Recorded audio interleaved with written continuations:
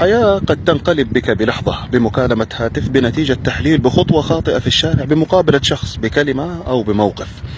لحظة واحدة كفيلة بجعلك تدور حول نفسك.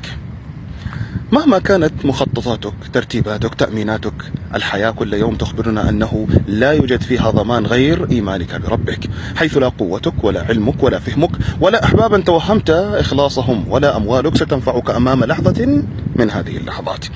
لذا لا ترهق نفسك بالتفكير، ولا تحمل هم الغد، ولا تستميت من أجل حالك غدا.